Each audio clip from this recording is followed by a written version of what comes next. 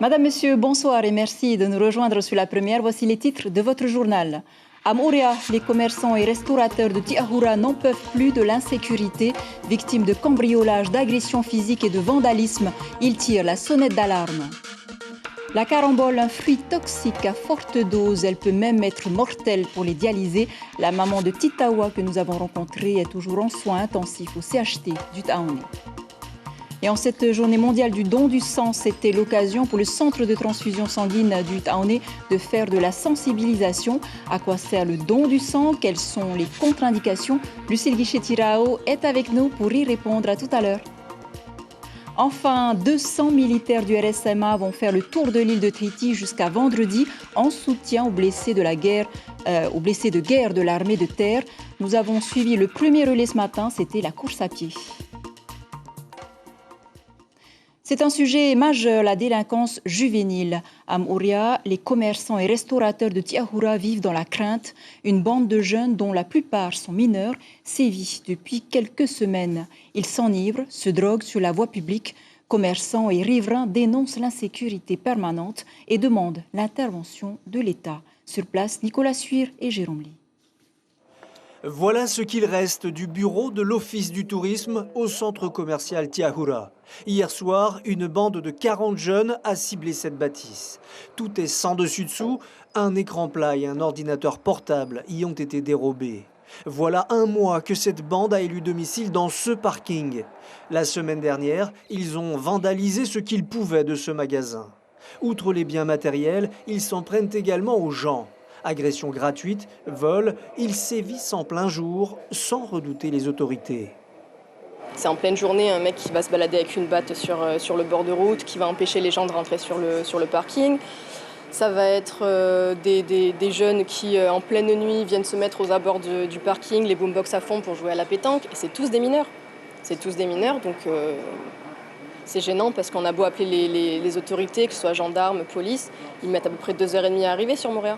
Donc on a les gens ont le temps de se faire agresser, les commerces ou les habitations de se faire vandaliser. Tous les soirs quasiment, il y a quelque chose. Un ou deux jeunes vont venir, vont parler à la personne et les autres se préparent derrière. Dès que l'autre donne le signal, ça y est, ils vont se jeter dessus pour les frapper, quoi. C'est arrivé à ton fils, ça, c'est ça? C'est arrivé à mon fils plus d'une fois. Ils étaient 8-9 sur moi. Voilà, un jeune qui a tiré mes cheveux et l'autre qui m'a fait comme ça. Et j'ai pris même le bois sur mon dos quand il m'a fait reculer. Voilà. Et j'ai été demander de l'aide aux pompiers pour appeler la police municipale pour venir récupérer ma clé. Comme les jeunes, ils ont arraché ma clé. Commerçants et riverains n'en peuvent plus. Ils ont demandé l'intervention du médiateur de Polynésie, de la municipalité et des forces de l'ordre. Après 3 heures de discussion, la solution privilégiée est le dialogue. Lorsque le jeune est dans le passage à l'acte, dans des actes d'incivilité, il est surtout là pour rappeler à la société qu'il a besoin d'être aidé, entendu et soutenu. C'est pour ça que nous sommes venus. Nous allons mener en effet des actions de partenariat avec la gendarmerie, avec la police municipale, avec les familles et avec le jeune lui-même. Des actions qui consisteront en des discussions avec les jeunes et leurs parents et parfois avec les forces de l'ordre. Ces incivilités n'auraient jamais eu lieu dans des communes qui ont mis en place un couvre-feu pour les mineurs, clament certains commerçants. Autre litige, souvenez-vous, ils étaient une poignée de résidents à Tautira s'opposer au dynamitage le 25 mai dernier du rocher Paumato, un site qui abrite un vestige archéologique. Suite à la plainte déposée par l'équipement au tribunal de Papeete à l'encontre des 13 contestataires pour entrave, ce matin, l'avocat des personnes concernées a déposé les conclusions et estime que ses clients n'ont commis aucune infraction. Les précisions de James Lowe, micro du Berliao. Nous estimons que ces personnes ne posent absolument aucun trouble illicite et bien au contraire, ils participent simplement à quelque chose qui est prévu par le Code de l'environnement qui oblige les autorités publiques à faire participer la population dans le cas où il y a des travaux qui peuvent porter atteinte de manière irréversible à un patrimoine commun de la Polynésie française. Donc ces personnes ne sont pas dans l'illégalité. Ils sont simplement là pour manifester leur opinion face à une atteinte qu'ils considèrent comme définitive à un bien de la Polynésie française. La décision du tribunal est attendue le 28 juin prochain. En bref, 2 personnes de Mahina devaient s'expliquer devant le tribunal pour importation, usage et offre de produits stupéfiants de 2017 à 2021.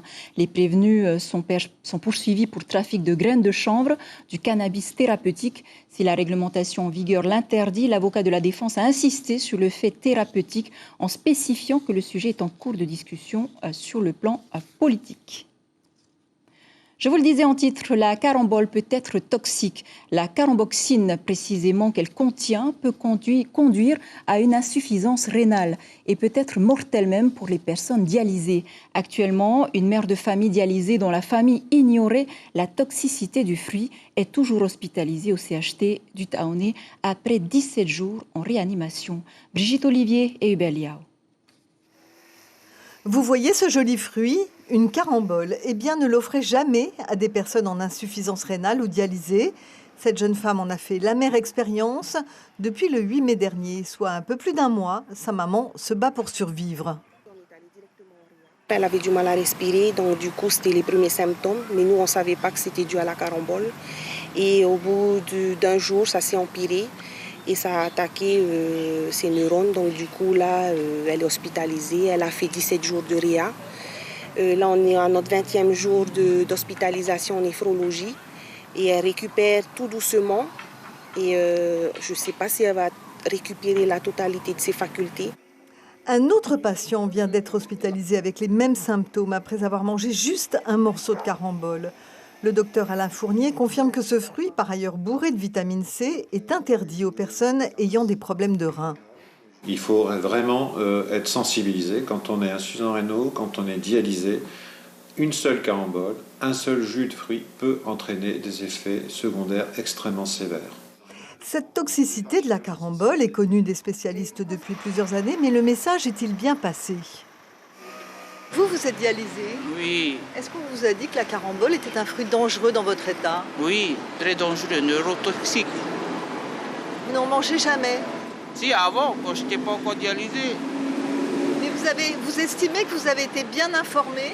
Oui, ça va, il n'y a pas longtemps que j'ai su. C'est déjà resté dans ma tête. Ce que confirme le spécialiste. Les informations ont été faites au niveau des patients.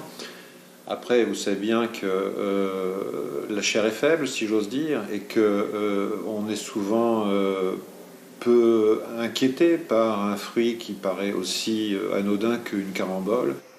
Quoi qu'il en soit, pas de panique. La carambole n'est toxique que pour ceux qui ne peuvent pas l'éliminer. Cependant, sa consommation ne doit pas dépasser 2 fruits par semaine. Voilà, on souhaite en tout cas un bon rétablissement à la maman de Titawa. En ce lundi 14 juin, journée mondiale du don du sang. En Polynésie, ils sont 10 000 donneurs volontaires réguliers. Le centre de transfusion sanguine du CHT du Taoné a ouvert ses portes à ceux qui ont bien voulu jouer le jeu. Mais attention, sécurité du sang oblige, les volontaires doivent faire des tests avant de donner. Ismaël Tahiata et Hiro Terurotua. Allez, hop, vas-y, tu peux appuyer. J'appuie. Le geste est sûr et méthodique. Donner son sang ne dure pas plus de 10 minutes, mais avant d'en arriver là, tous les donneurs doivent répondre à un questionnaire médical. Sur la première page, c'est les maladies qu'ils ont eues, s'ils ont eu des opérations, s'ils ont un suivi médical. Sur la deuxième partie, c'est si dans ces 2 dernières semaines, ils ont vu le médecin ou s'ils ont vu le dentiste, ou des questions un peu plus personnelles sur les relations. Pourquoi sur les relations ? Pour voir s'ils n'ont pas de maladies comme l'IST, MST. C'est ma compagne qui a eu l'idée et moi j'ai trouvé que c'était une bonne idée parce qu'il y a des besoins, il y a des malades, donc c'est bien qu'on puisse donner notre sang pour pouvoir aider les gens qui en ont besoin. Après le questionnaire, les donneurs doivent mesurer leur tension artérielle, sans oublier leur test sanguin pour voir s'ils ne sont pas anémiés. L'entretien avec le médecin permettra de voir si la personne est éligible au don du sang. Je souhaite le meilleur pour la Polynésie. La Polynésie a besoin de sang, surtout en ce moment, après le post-Covid. Les malades sont nombreux, malheureusement. Il y a beaucoup de souffrance. Donc le don du sang est une note d'espoir pour tous ces malades, pour nous tous, car nous sommes tous candidat à être transfusé. Moi, je suis motard, je peux avoir un accident de la route. Je serais bien content d'avoir la possibilité d'avoir du sang. Afin d'avoir le plus de donneurs de sang possible, exceptionnellement, le centre de transfusion sanguine a fermé à 17h au lieu de 15h. Une poche de sang égale une vie. Donc pour moi, c'est important parce que si on peut donner son sang pour pouvoir sauver une autre personne, une autre vie, ça c'est vraiment important pour moi. Le sang, c'est la vie. J'estime que c'est un cadeau que l'on peut faire gratuitement et qui sauve les vies. Moi, je dis c'est un geste d'amour, donner son sang. L'année dernière, plus de 180 personnes étaient venues pour la journée des donneurs de sang. Le centre de transfusion sanguine avait alors récolté plus de 150 poches de sang. Cette année, ils sont moins nombreux, 134 pour 110 poches de sang. Lucille Guichet-Thirault, vous êtes avec nous pour décrypter le fonctionnement du don du sang. Oui, ce que l'on appelle communément le don du sang regroupe en réalité les globules rouges, le plasma et les plaquettes qui ont tous des indications différentes et une durée de conservation des poches différente. Pour les globules rouges, par exemple, les poches vont se conserver 42 jours. Ce sera 1 an pour le plasma et pour les plaquettes, seulement 7 jours, d'où l'importance d'avoir des donneurs de sang réguliers. En Polynésie, on estime qu'environ 10% de la population donne, ce qui est plutôt une bonne moyenne, Chiquita. Ça sauve des vies donc. Et oui, le donner son sang, on l'a entendu dans le reportage, c'est essentiel. 85% des poches sont destinées à l'hôpital et puis les autres sont destinées aux îles ou aux hôpitaux périphériques. Elles servent bien entendu pour les urgences, mais aussi pour des interventions qui sont programmées. Par exemple, le traitement des cancers, mais aussi des accidents, des hémorragies. Et même en pédiatrie, même en néonatologie, il faut savoir que les poches de sang, évidemment, sauvent des vies, Chiquita. Il y a tout de même des contre-indications. Oui, il y a quelques contre-indications. On ne va pas faire le tour là ce soir, mais en gros, les grandes lignes, c'est un don qui est gratuit, anonyme et volontaire. Il y a donc un entretien médical pré-don. Et en gros, les grandes lignes des contre-indications, eh bien, il faut d'abord évidemment être majeur, peser plus de 50 kilos et espacer chaque don d'au moins 8 semaines. Il ne faut pas également avoir de tatouage ni de piercing récent, pas de soins dentaires récents non plus. En tout cas, il n'y a pas de contre-indication par rapport au Covid-19 ou à la vaccination. Il faut juste avoir attendu 42 jours après avoir été en contact avec le virus. Enfin, donner son sang a longtemps été compliqué pour les homosexuels masculins. C'est en train de s'assouplir. Pour le moment, il faut attendre une abstinence de 4 mois, mais les députés viennent tout juste de voter la suppression de ce délai, donc peut-être la fin des questions sur l'orientation sexuelle pour donner son sang, attendu en tout cas pour janvier 2022, pour que vraiment tout le monde puisse donner son sang. Et c'est un geste de solidarité, Chiquita. Merci pour ce décryptage, Lucille Guichet-Thirault. Et le bilan Covid-19 du jour, 9 cas nouveaux depuis vendredi et toujours un patient hospitalisé. Près de 55 800 Polynésiens sont complètement vaccinés. Plus de 66 000 attendent leur deuxième injection. Voilà qui referme ce volet santé. Ce qui nous amène maintenant à Raiatea, retour sur les débuts de la télévision aux îles Soulvan. C'était à Uturoa, sur le mont Tapioi, que le premier pylône émetteur a été installé. Mate Hart s'en souvient encore comme si c'était hier. Rencontre avec Inacio Raveino et Jacques Damour. Ce n'est pas tous les jours que ce septuagénaire monte au Tapioi. Marcel Hart, ancien représentant à l'Assemblée de Polynésie française, fils d'ancien maire de la commune d'Uturoa, avait à cœur de finir le travail entrepris par son père, faire en sorte que les îles Soulvan bénéficient aussi de la télévision. Au début, au démarrage, c'était les vœux de notre père qu'il mettait à disposition une parcelle de terrain uniquement pour la télévision, que la télévision arrive aux îles Soulvan. C'est après, à notre époque, il y a de cela, disons, 10 ans, je crois, nous avons accepté à ce que TDF puisse prendre les radios libres, l'aviation civile, la gendarmerie, les communes. Maintenant, tout est centralisé sur ce pylône. C'est donc le premier pas d'Irarumatei dans le monde moderne. Si la technologie a évolué, cette antenne a été installée manuellement, bloc par bloc, l'illustration parfaite de la ténacité de Marcel Hart. J'intervenais pratiquement sur tous les partis politiques qui venaient de leur tournée à l'époque. pour demander est-ce qu'on ne pouvait pas faire le nécessaire pour réaliser le projet. Les promesses, il y en a eu, plus grosses que la terre. Mais ce n'est pas arrivé. Et je dis qu'il a fallu y aller sans même. Et si aujourd'hui la télévision est rentrée dans le quotidien des familles polynésiennes, ce n'était pas le cas il y a une 50aine d'années. Le moins que l'on puisse dire, c'est que la première émission diffusée à Uturoa n'a laissé personne indifférent. Tout le monde était fou. J'étais fou. Il n'y avait pas de télévision dans toutes les maisons. Certaines maisons en avaient. Alors c'était toute la foule qui se regroupait dans les maisons pour regarder la télé. Et qui restait tout le temps qu'il faut pour regarder la télé, chez le voisin. Depuis, cette dame de fer surplombe la capitale administrative des îles Solvang sous l'étroite surveillance de Marcel Hart qui signale le moindre défaut de structure comme ici avec la clôture qui commence à montrer des premiers signes de faiblesse. À Bora Bora, il y a comme un air de vacances et de fêtes en ce milieu de mois de juin. Le village de Vaitapé a été animé samedi soir, notamment avec la troupe Hivaiti, qui a offert un spectacle haut en couleur à la population de l'île. La place Tuvavao a vibré au son des percussions. Aparima, Otea, Haka et Pat Outao ont rythmé la soirée avec un thème crucial, celui du renouveau. 2 heures de spectacle avec sur scène 86 danseurs et danseuses. Une fierté pour la directrice de l'école, Liana Houtia, interrogée par Rosanna Mahuta.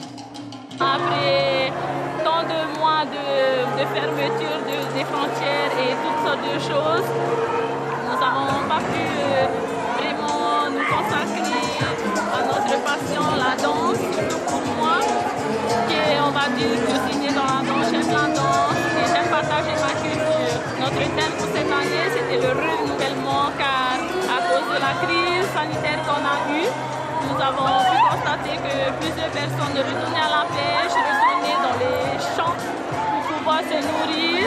Et ça, pour moi, c'était vraiment quelque chose à faire. Et pour clore ce journal, cette action de soutien du RSMA aux blessés de guerre de l'armée de terre.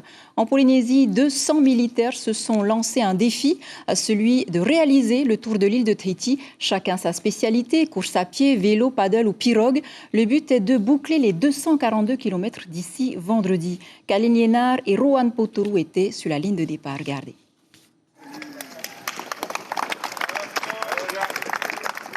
C'est parti pour 4,5 km du RSMA jusqu'au col du Tahara. Un départ toutes les 5 minutes pour les 7 équipes de 6 coureurs qui assurent ce premier relais. Pas de chrono à battre, seulement une solidarité à témoigner envers les blessés de l'armée de terre. On est quand même bien l'honneur et puis je trouve que c'est bien pour nous, pour les jeunes aussi, qui voient un peu que voilà, il y a des militaires qui ont été jusqu'au sacrifice, quoi, jusqu'à la fin, jusqu'au bout de leur travail, qui sachent un peu que être militaire, c'est pas que partir en OPEX, il y a aussi des inconvénients comme la blessure, qui peut arriver à tout moment. Toute cette semaine, le RSMA récolte aussi des fonds, notamment en faisant appel aux entreprises qui travaillent avec le régiment, des dons qui seront reversés aux associations pour aider les blessés et leurs familles. L'aide physique, à travers une prothèse, à travers des équipements qui permettent aux blessés de mieux vivre, voire de mieux travailler. Et puis, tout l'environnement du blessé, donc la famille du blessé, que l'armée de terre va accompagner, que ces associations vont accompagner pour permettre à cette famille de rester au contact du blessé. Donc c'est la location d'appartements, c'est l'aide au transport, c'est faire garder les enfants. Ici, c'est l'armée. Alors on oublie les chaussures de sport et on court en treillis rangers. Pas facile, surtout avec ce balancier chargé de 40 kg de coco.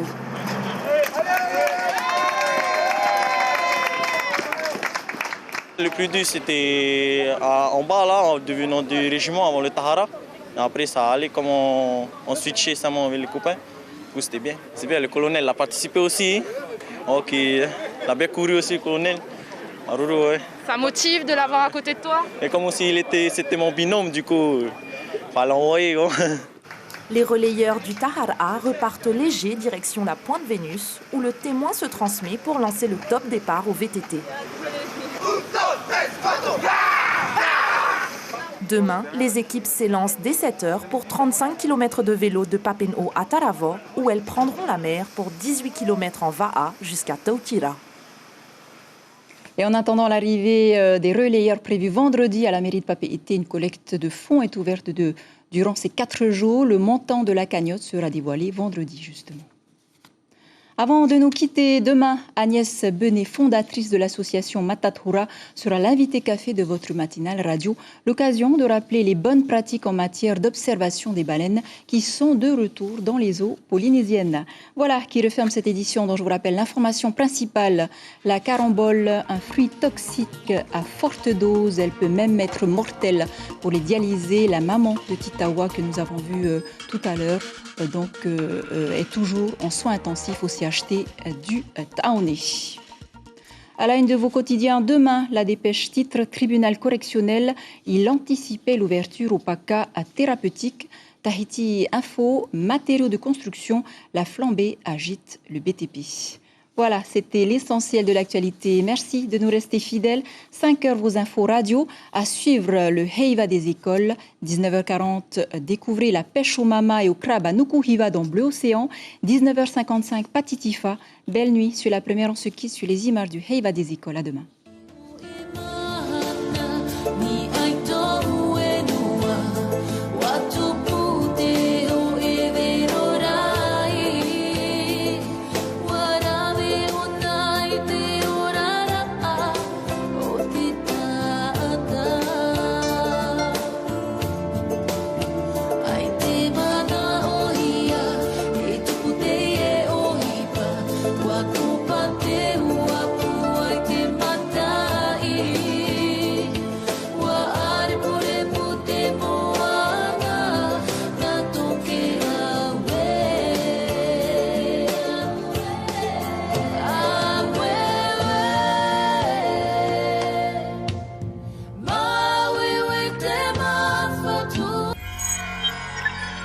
Retrouvez ce programme en replay sur notre site internet